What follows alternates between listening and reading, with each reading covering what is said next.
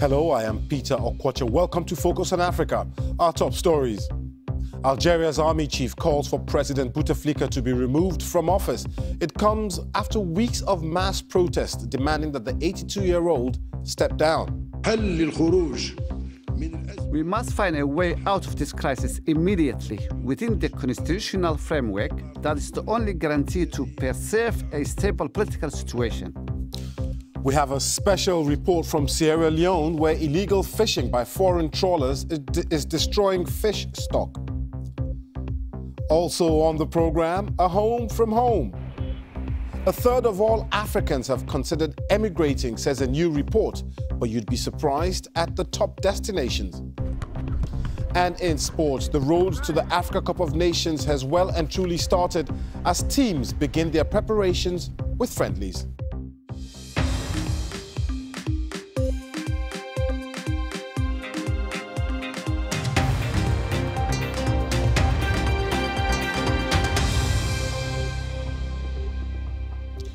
Thanks for joining us here on Focus on Africa from BBC World News.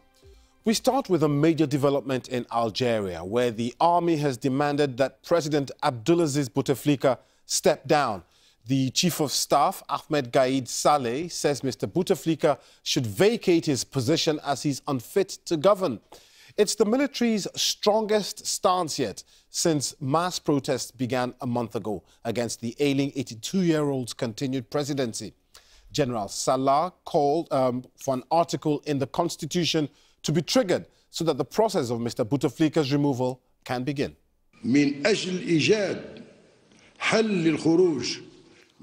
We must find a way out of this crisis immediately within the constitutional framework that is the only guarantee to preserve a stable political situation. A solution that will listen to the demands of all Algerian people and respect the Constitution. A solution that will have consensus from all sides.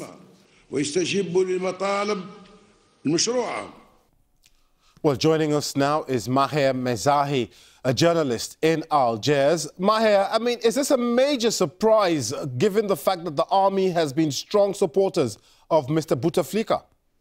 Yeah, as you mentioned, our initial reaction everywhere was shock because this same army chief, Gaïd Saleh, was very pro-Bouteflika going after a fifth term. He hinted initially that protests, the mass protests that we saw break out across the country, he hinted that those could be the result of manipulation by foreign powers. So for him to turn on Bouteflika and his clan has really shocked most people in Algeria. So do we think that he was pressurized into this decision or he was pushed by, the rest of his troops? No, we actually think that this was actually a very well-organized move by Gaïd Saleh because not only was this televised on national TV, it was also taken up by the national press agency. So this was really more of a message than anything. And again, there's a lot of speculation, but some believe that they're trying to be on the right side of history, that they felt like the tide was turning and now they have to be more with the people because Bouteflika was going to go anyways. So he's made this demand now. What happens next?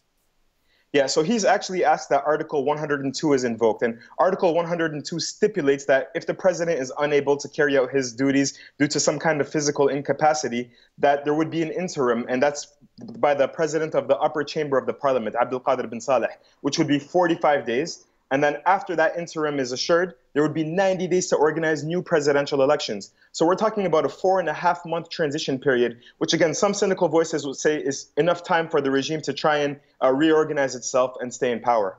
Well, you talk about cynical voices there and the protesters. Do you think by making this statement that the army chief has now got those protesters on side? I'm not sure because when the president Bouteflika did announce a symbolic concession that he would be stepping down within a year, people took to the streets to celebrate. Nobody has taken to the streets in Algiers to celebrate, or very few have. So there's been a lot of mixed, mitigated reactions here. Some are happy that the end is finally nearing for Bouteflika, who's been in power since 1999, but others want a complete transition. They don't want the same system that's been in power for so long to assure this transition ahead of time. And just very briefly, Maher, very poignantly, last week, the ruling party came out in support of the protesters as well. Exactly. So it's a new phenomenon that we've seen in Algeria where members of the same regime that have been propping up Bouteflika for so long, again, have seen that the tide is turning, and now they themselves want to be included as part of the popular uprising. It's quite a phenomenon. It's funny. Maher Mezahi, thank you very much for speaking to us here on Focus on Africa Live there from Algiers. Let's take a quick look now at other stories making the headlines across Africa and the rest of the world. Duduzane Zuma, the son of the former South African President Jacob Zuma, has pleaded not guilty to charges of culpable homicide and negligent driving. It follows the death of 2 people in an accident involving his Porsche in 2014.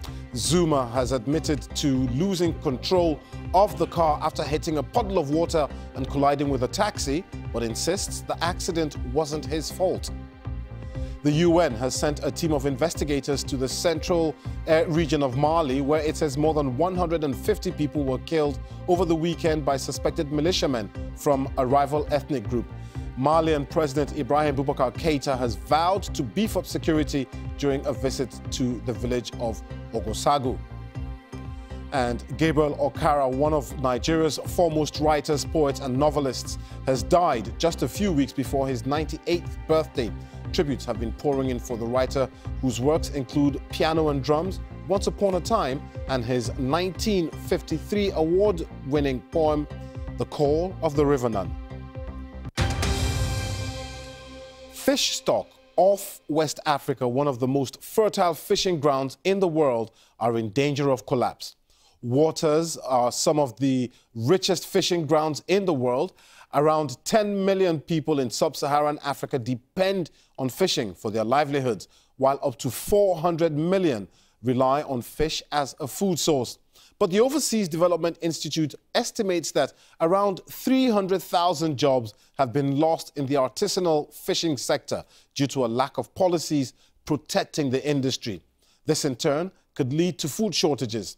Experts and environmental groups say the action of industrial fleets from around the world, including Russia, the European Union, but mostly China, are driving the decline. Our correspondent Paul Adams has been to Sierra Leone to see how one of the most vulnerable countries in the area is trying to tackle the problem.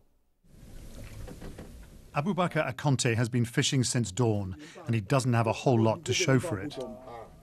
We are not happy for this because it is small catch.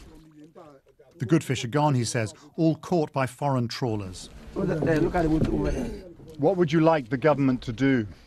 We like the government to take these people away because to stop fishing in this country. Sierra Leone depends heavily on the sea for food and jobs. It's one of the poorest countries in the world. Civil war tore it apart in the 90s, and then came Ebola. But underwater, Sierra Leone is facing a different kind of crisis. Once the ecosystem is disturbed, when that is destroyed, it's almost impossible to restore it again.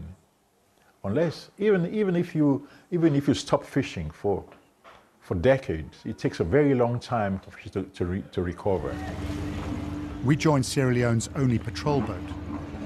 We're leaving in the dark because we're told that there are people here in Freetown who will tell the trawlers that a marine patrol vessel is on the way. Hello there. As we leave, satellite data shows foreign trawlers are already scattering far out to sea. We follow, eventually boarding Chinese boats suspected of pair trawling. That's when 2 boats fish side by side, 300 or 400 meters apart, using a single huge net. It's efficient, but destructive and illegal in Sierra Leone.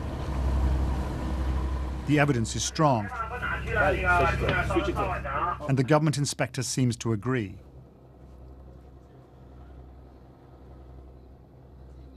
But will it make any difference?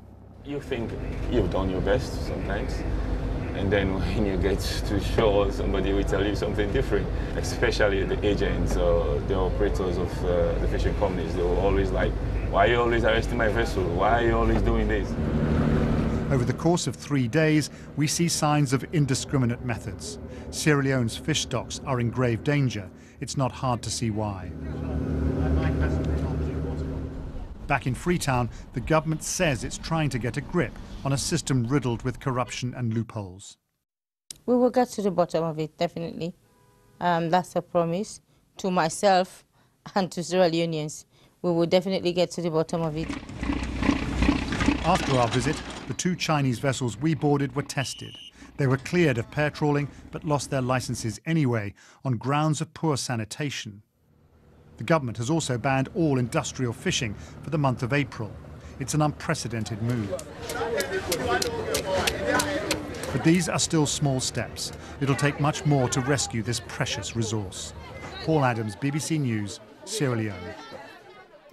Now, it's nearly 2 weeks on from the devastation Cyclone Idai wreaked on parts of southern Africa, and aid agencies are warning that thousands of survivors are yet to receive any help. Aid workers are relying on limited air and water transport to rescue people and deliver supplies. More than 700 people have died across Mozambique, Zimbabwe and Malawi, but as flood waters recede, that number is expected to rise. The BBC's Nomsa Maseko reports from Beira. Beyond the airport in Beira, where international aid organizations have set up base, are tented communities such as this one. Hundreds were brought here. This is now nearly 2 weeks since Cyclone Idai struck. The hundreds of people here have told me some harrowing stories.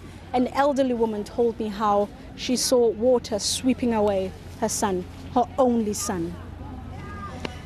People are desperate here. People want help. But most of the things that they have told me in terms of the type of help they want are resources to rebuild their homes. It could be much worse for these people because there are still thousands more who are still desperate for help, and aid organizations are yet to reach them. Ghana's Attorney General and Minister for Justice Gloria Akufo says that a decision has been taken to prosecute former Ghana FA boss Kwesi Nyantakyi once they finish gathering all the evidence they need to move on with the case. This follows an online petition by investigative journalist Aremayao Anas for his production. Nyantakyi is currently serving a lifetime ban from FIFA after being caught on video violating the laws of the game and allegedly receiving a bribe. This is Focus on Africa from BBC World News with me, Peter Okwoche. Still to come, Mimi with the sports as we go for a spin with a history-making female motor rally navigator.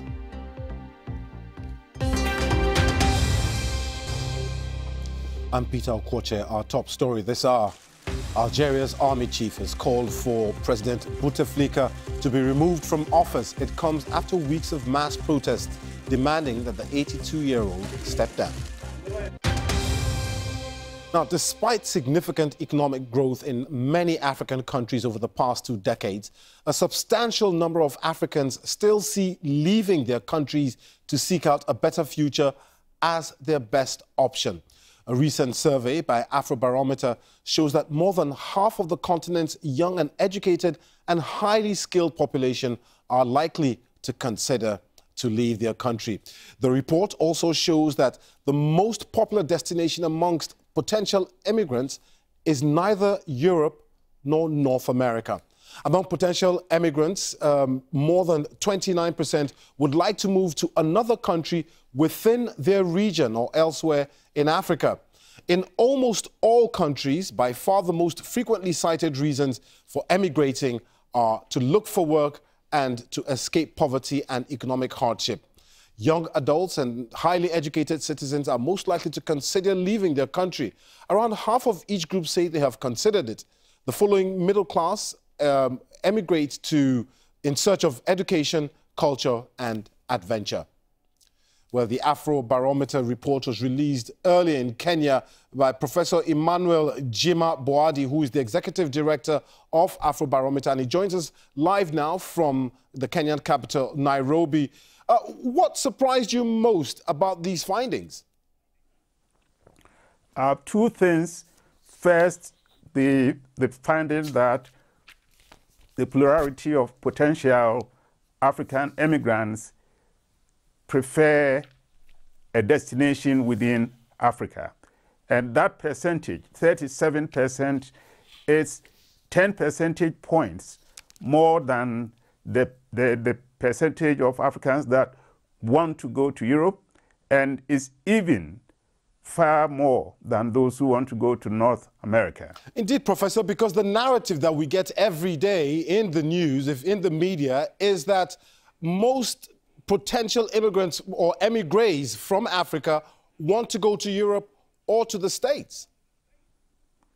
Well, that is the narrative, that is the conventional wisdom, but this is also, by the way, a major reason why you want to talk to Africans and you want to listen to the views of ordinary Africans to know what's going on, rather than depend on the views and opinions of pundits and so-called experts. It's always important to speak to the people. And also very surprising is that a lot of these potential emigres are, you know, educated, young, highly skilled. What impact does this have on the countries that they leave and on the countries in their region that they go to?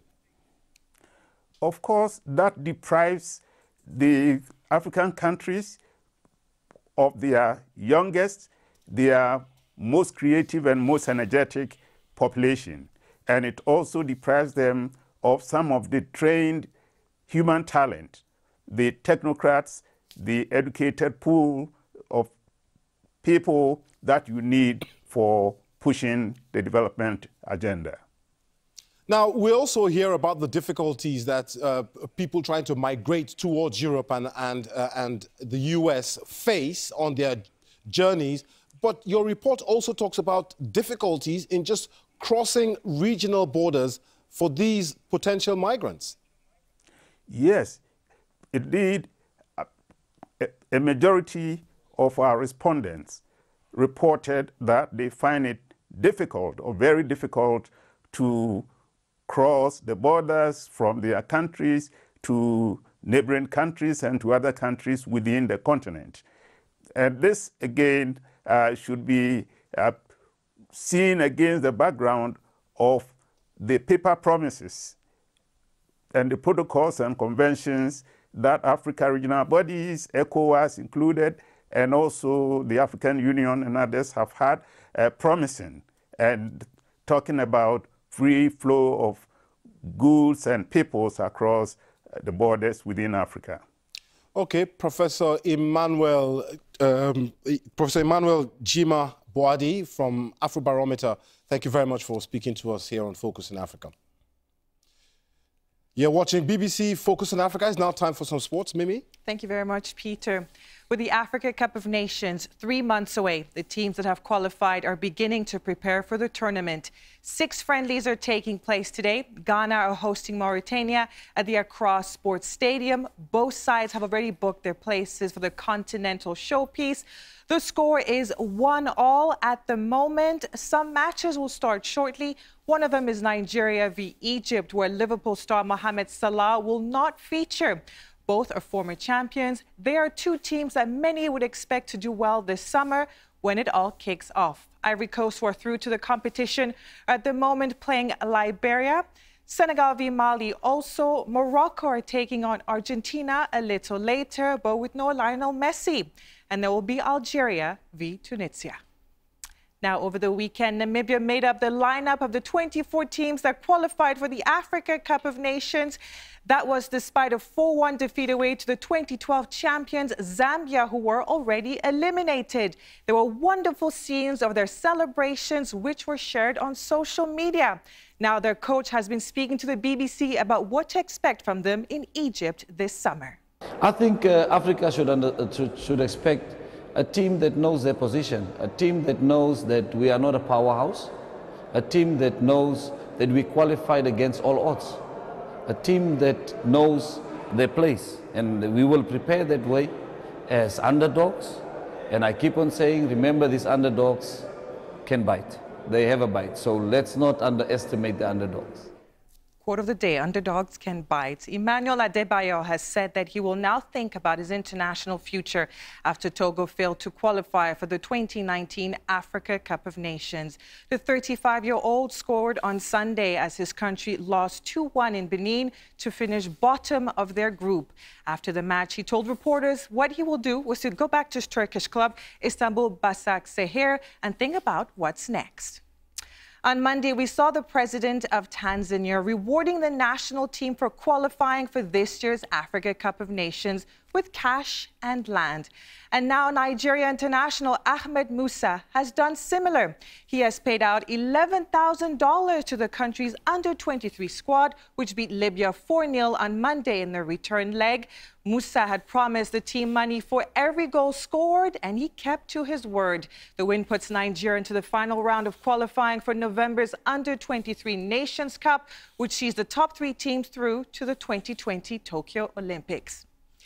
Tuta Mionki is Kenya's top rally car navigator. She has been on the circuit since 2012 and has participated in numerous championships, including the KCB Safari Rallies, the Pearl of Africa, Uganda Rally. She made motorsport history as the first ever woman to win the Kenya Motorsport Federation Motorsports Personality of the Year in 2018.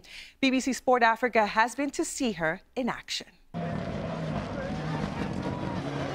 I remember of one incident where I asked a driver if I may, or I hoped to sit with him during one of the races, and he told me, "You can't do it." My name is Tuta Mionki. I'm a rally navigator for Menengai Cream Racing. My work on the day of the event is to read the notes back to the driver. What the notes consist of is the obstacles, and to enable the driver drive as fast as possible, we need to call them out so that we know, does he keep left, does he keep right, is it a jump, is it a ditch, or what kind of obstacle is he likely to face. I grew up during the World Rally Championship era, when Safari was part of the World Rally Championship. As children, I remember fondly that it used to fall around Easter, which more often than not would be my birthday month. So for me, that was a birthday treat for my parents to take out to watch the cars back then. How is it going? Of course, you'll hear stories or just the undertones and realize that a lot of people don't trust women until they prove themselves, but would trust a newcomer if he's a man. So that is normally there, but it won't be said out loud. You find that most parents will take their young girls for ballet classes. That's a more girly thing to do.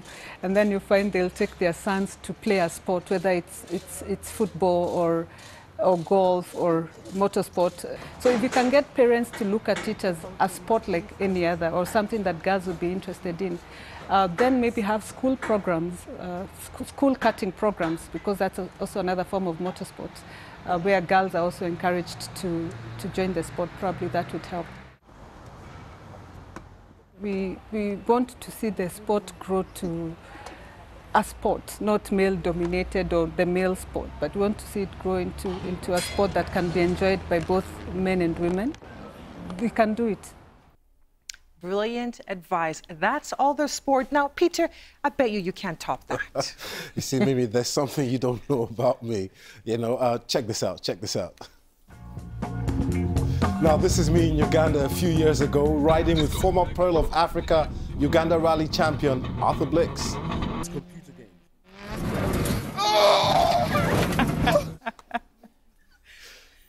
As you can see, and here, I wasn't much help to him, but it was fun. It was great, great fun. Brilliant, Peter. Now, just before we go, another look at our top story. Algeria's army chief has called for President Bouteflika to be removed from office. It comes after weeks of mass protests demanding that the 82-year-old step down. Mr. Bouteflika became president in 1999, making him Algeria's longest-serving leader. Don't forget, you can get in touch with me and some of the team. I'm on Twitter. My handle is @Okwoche. But for now, from the folks here at Focus on Africa, I am Peter Okwoche. Thanks for watching. Have a great evening.